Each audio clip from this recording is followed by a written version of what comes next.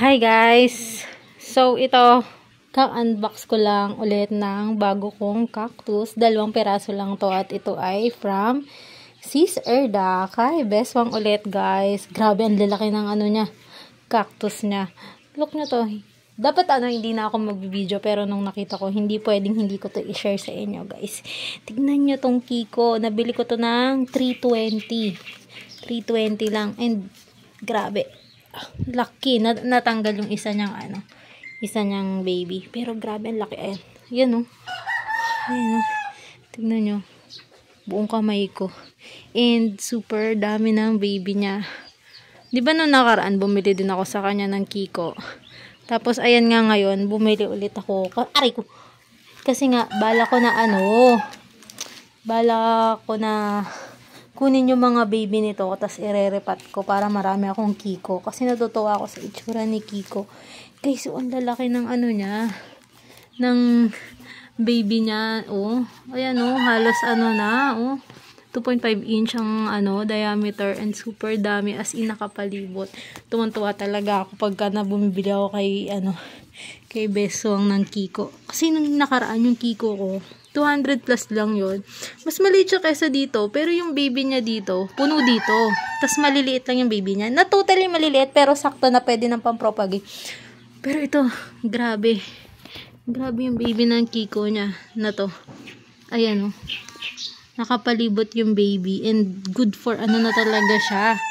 For propagation. And ayan And then, ito naman. Isa to sa pinag-isipan ko bago i-mine. Wait lang. Hinihingal ako. Kakadating ko lang kasi talaga ng bahay. Medyo nagmadali kami kasi bubus na yung ulan. So, ito, family to ng Melo. Ang name nito ay Centenary. Lalagay ko na lang dyan sa screen yung, yung ID niya. And ayan, sobrang ganda niya. Bakit ko siya pinag-isipan i-mine? Kasi medyo may kamahalan siya. Nasa siya, kulang-kulang 500 ko siya na mine. And nagtanong kasi ako kung rare ba to or uncommon or common sa family ng ng Melo. And then merong isa doon na Melo enthusiast na sinabi niya isa to sa uncommon ng Melo. So minain ko, hindi na ako actually pinlex ni Swang, tapos hindi agad nila minain. So nagtanong muna ako dun sa Melo enthusiast. Sabi niya yes. Ayun, so minain ko siya. Lang patong pintok. Ayan nagko-curl yung niya, yung mga spine niya. Hindi ko siya mabuhat kasi ang lalaki ng spine niya, nasasaktan ako. And yan, malaki yan, halos kasi laki din ni Kiko. Ayan So ayan, another dagdag sa ating Melo connection and Kiko. Ayan. And then, ito yung pa-free ni Swang dahil namain ko to ng anniversary sale niya. Nag-anniversary siya. So, ito ang free ni Beswang sa buwan. Ang cute to. Blue Boy yung pangalan. Yung mga sabon niya ang pangalan, mga cactus. So, ayan guys. Hindi ko pa siya matatanim ngayon. Siguro tomorrow na lang. Yan. So maganda. Good morning guys! So ayan, in the morning punta tayo sa ating mga plants and may ipapakita ako sa inyo. Wait lang, gising ko lang yung brightness ng phone ko dahil hindi ko kayo makita. Nandun na naman yung mga may ingay na gansa. Ayan, sila yung laging background music ng videos ko. So ayan, tara na. Here. So, ayan, tinanggal ko muna yung mga lakteya ko. Ipinasok ko muna doon kasi medyo madalas umuulan. Baka malunod ang ating rootstock and baka mabulok sila. Magpapatayo ako ng pamis sa ilalim. Kahapon pa yan, hindi siya matuyo-tuyo kasi nga umuulan. Ayan, din yan, nagwawalis ako dito. Alam nyo guys kung bakit. Fungus season is on. Ayan, ako nagkaka-fungus na sila. Di pa ako nag-i-spray, nagdidilig ng tango ko. So mamaya magdidilig na ako ng tango. Tingnan nyo guys, nagkaka-fungus na sila. Ang dami ko na natanggal na dahon dyan. Ayan yung mga may black spot. Nasaan yung tweezer ko para madali ituro. Ayan, ayan o, fungus season is on na. Ayan, kailangan ko nang mag-spray ng tango. Ayan pa. Ito pa guys, pati yung variegated purple delight ko. Naku, kailangan ko na talagang magdilig ng tango natin later. Kailangan ko nang bawasan yung katamaran ko at sprayan sila lahat para hindi sila maubos. Ayan, sprayan ko sila lahat dito, lalo yung mga purples ko kasi ito yung lapitin ng fungus dito sa akin. Yan lang naman. Okay naman yung iba. Lahat, oo.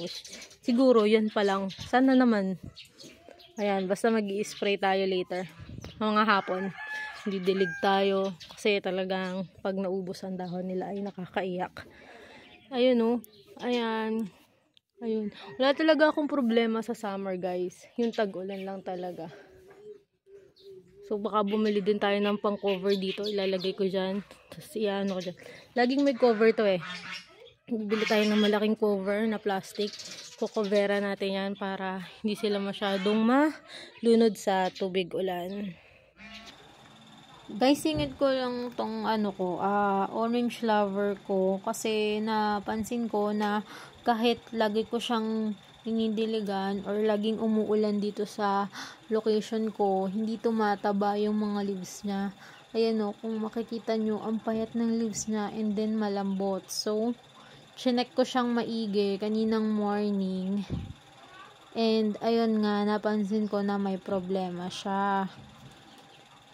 If mapapansin nyo dito, marami na siyang mga aerial roots. So, ibig sabihin, hindi na siya nakakainom ng water sa roots niya talaga dun sa ilalim ng lupa. Bale, umiinom na lang siya sa hangin. So, ayan, sign niya na may problema ang ating succulent. Kaya, ang gagawin ko sa kanya is, i-uproot ko siya, and then, ikakat ko yung mga affected stem, and then, ititira ko yung mga okay pa. Ayan o, kita nyo guys, bulok na siya. Yan. Kaya, kailangan na natin siyang i-uproot para ma-reset ulit siya. Mabait naman tong si Orange Lover. Yan, wala yung kaarte-arte. Siguro na, yan, na overwater. Hindi niya kinaya yung ulan. So, ayan. Uproot na natin siya para ma-reset na siya, guys. Para maging maganda na ulit siya. Ito, guys, yung yung lower part ng orange lover natin. Yung body niya yung stem niya na nakabaon sa lupa. So, ayan, makikita nyo, tuyo na. Nag-rot na siya. So, kailangan na natin yan tanggalin. Ito na yung nakat ko na stem niya. Ayan, kung makikita nyo may affected pa dyan. So, ikakat pa ulit natin yan hanggang sa lumabas yung okay na stem niya. Yan, yung healthy na stem. So, ayan guys, nakat ko na. Ayan o. Hanggang sa makita nyo yung ganitong stem. Pero kung may mga pa yan, brown spot, cut nyo lang. So, ayan, nakita ko na yung green stem niya. So, okay na yan. Then, ito yung isa. Dito yung pot natin. So, itong mga to, tapon na natin to. Hindi na din naman yung tutubo. Then, ito.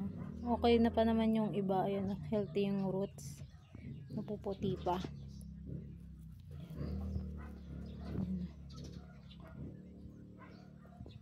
So, linisin na din natin yung pot niya. Yung soil mix niya, guys, i-recycle ko. Tatanggalin ko yung mga organic, then hugasan ko yung pumice. Yan o, medyo moisted pa. Ganun talaga. Hindi natin lahat mapa-perfect. May mabubulok. Ang gagawin na lang natin is agapan. Pero ito, healthy to. Ayan yung mga roots na mapuputi pa. So, pwede pa yan. Lagay lang natin yan dyan. So, ito, hugasan ko yung mga tawag mo dito, pumice. Yan. Yung organic nito, isasama ko sa mga houseplant. Pero yung pumice, hugasan ko din. Sasama ko dito sa soil mix ko ulit. Yan yung ginagawa ko para hindi masyadong aksaya.